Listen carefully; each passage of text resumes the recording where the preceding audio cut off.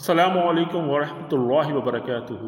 بسم اللہ الرحمن الرحیم۔ ماہ رمضان نہایت ہی فضیلت والا مہینہ ہے جو نہ صرف مسلمانوں کے لیے عبادت کا موقع ہے بلکہ اس ماہ میں کئی ایسے واقعات بھی پیش آئے جن کی وجہ سے اس ماہ کی اہمیت اور بڑھ گئی۔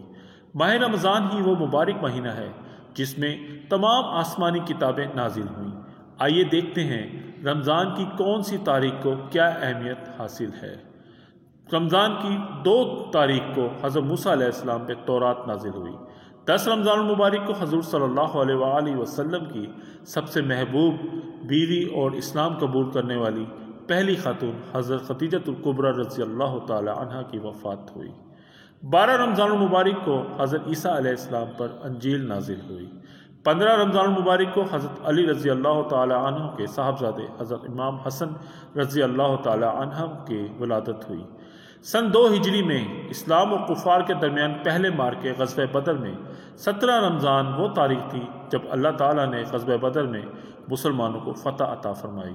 اسی ماہ میں فتح مکہ کا عظیم واقعہ بھی پیش آیا جس نے آگے چل کر دنیا کی تہذیب و تمدن پر نمایاں ترین اثرات مرتب کیے اور اسلامی طرز حکومت کی بنیاد پڑی۔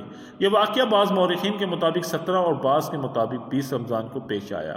17 رمضان المبارک کو ام المومنین اما عائشہ صدیقہ رضی اللہ تعالی عنہ کی وفات کا دن ہے۔ 18 رمضان کو حضرت داؤد علیہ السلام پر زبور نازل کی گئی۔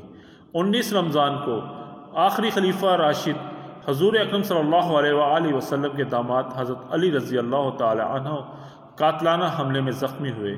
2 دن بعد 21 رمضان کو حضرت علی رضی اللہ تعالی عنہ زخموں کی تاب نہ لاتے ہوئے شہادت نوش فرمائی۔